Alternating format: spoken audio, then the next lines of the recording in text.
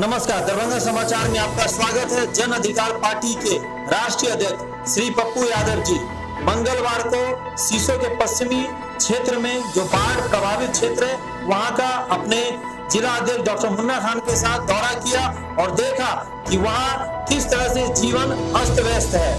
उन्होंने अपने पुराने अंदाज में ट्रैक्टर पे चढ़ के खुद चला करके अपने जान का खतरा लेकर के उस बाढ़ पीड़ित क्षेत्र का दौरा किया। हमने ये भी देखा कि वो वहां पहुंच करके जिस तरीके से वहां के बाढ़ पीड़ितों की मदद कर रहे थे अपने आर्थिक रूप से, और जो भी पैकेट फूड का व्यवस्था था वो भी उन्होंने वहां वितरण किया। साथ में ये भी देखने की बात है कि वहां जब वो पहुंचे तो तमाम सीसो पश्चिमी के जो लोग थे उनका काफी गर्मजोशी से स्वागत किया और उनका अभिवादन किया। वहां तक कुछ महिलाओं ने यह भी कहा कि इस कोरोना काल के समय से लेकर बाढ़ पीड़ित के समय तक किसी ने भी उनका अभी तक हालचाल पूछने भी नहीं आया।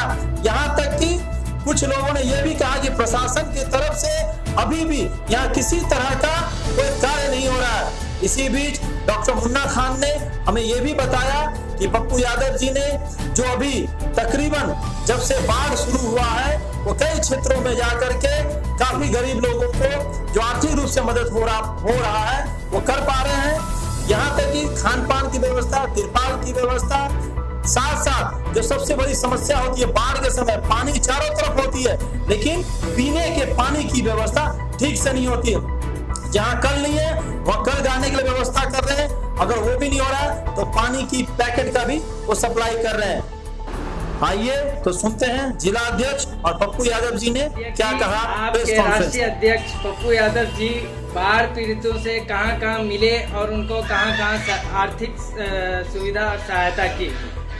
सबसे पहले मैं अपने राष्ट्रीय अध्यक्ष का बहुत बहुत धन्यवाद व्यक्त करता हूं कि उनको जैसे पता चला कि सीसो पश्चिमी में जो लोग बाढ़ से पीड़ित हैं और परेशान हैं, जिनके पास रहने के लिए पानी तक नहीं दिया गया है और खाने के लिए अनाज मुहैया नहीं है, उनको तत्परता दिखाते हुए वहाँ पहुँचे और जो इलाका था वो मप्पी पे अपनी गाड़ी को छोड़कर ट्रैक्टर पर सवार होकर ट्रैक्टर पर बैठे और खुद ड्राइव किया। ये सबसे बड़ी बात है कि देखिए अपने जान को जोखिम में डाल के वो ट्रैक्टर पर बैठते हैं और शहबाजपुर, नादिरगंज, कुम्हार टोली, उसका है बिलौना, रसुलपुर, चैनपुर, सीसो पश्चिमी का वो दौरा करते हैं और वहाँ पर लोगों से मिलते हैं, उनके हाल को जानते हैं, उसके बाद उनकी आर्थिक मदद भी करते हैं। ये बहुत बड़ी बात है। मैं जो उन्होंने आर्थिक मदद किया है कम से कम 2.25 लाख रुपए के आसपास जो उन्होंने लोगों को बांटा है, गरीब की सहायता की है, बाढ़ पीड़ितों की सहायता की है, लोगों के अंदर में एक उम्मीद जगी है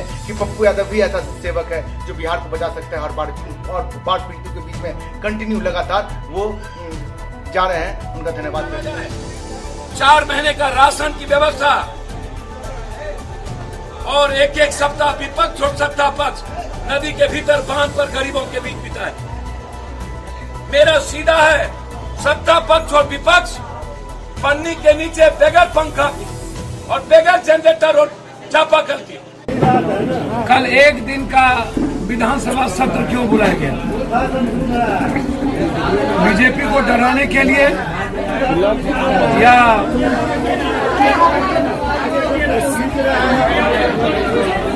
जनता को धोखा देने के लिए?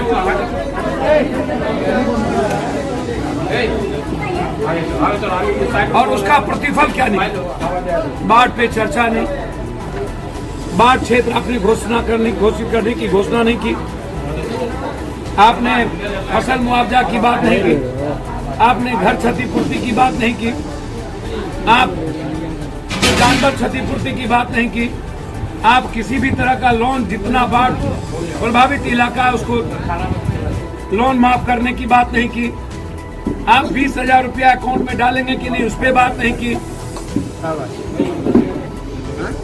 बांध टूटे उस पर एफआईआर होगा कि नहीं उस पर बात नहीं की, हर साल 40 बांध टूटते हैं उसकी जांच होगी इस पे बात नहीं की, 30 सालों में सभी सिंचाई मंत्री, आपदा मंत्री की जांच होनी चाहिए उसकी संपत्ति की, इस पे बात नहीं की, नैतिकता के आधार पर यह बर्खास्त करना चाहिए मंत्रिमंडल से आपदा मंत्री और सिंचाई मंत्री को।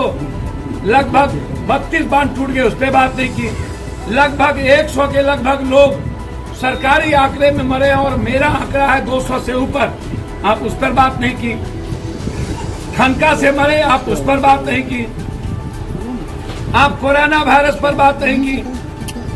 कोरोना वायरस में किरतपुर का सीओ डीएमसीएच में 15 दिनों से पड़ा हुआ है, उसको इंसुलिन का सुई नहीं पड़ता है, वो मर जाएगा। उसका लड़का ने फोन किया हमको कि मेरे पिताजी 11 दिन हो गए, चुल्लू भर पानी में डूब के मर क्यों नहीं जाता? ये 5 महीने से ये लोग रूम में कैद है। मोदी गोदी लालू भालू नीतीश फीतीश, ये जो पीछे में बोल रहे हैं पैसा लेके वोट देने वाला, ये जो अभी बोल रहे थे, यही लोग पैसा लेते हैं वोट देते हैं, उसके बाद बाढ़ का क्यों नहीं आएगा? बाढ़ तोड़वाता है इसलिए कि पैसा लेकर के गरीब को फिर घर देंगे। फ्लड फाइटिंग का काम क्यों होता है? फ्लड फाइटिंग का काम होता है डिजास्टर के आधार पर। कोई ऑडिट नहीं है दुनिया में और ना ही कोई आरटीआई है। अरबों खरबों लूट लो ले जाओ घर, आपदा का पैसा लूट लो ले जाओ घर। फंडी नहीं, नाव नहीं, राशन नहीं, जनरेटर नहीं, मेडिकल कैंप नहीं, खाने का कैंप नहीं, फिर क्या? कोई घर दरभंगा मुजफ्फरपुर का कोई फूस का घर नहीं बचा। जिंदगी तबाह हो गई।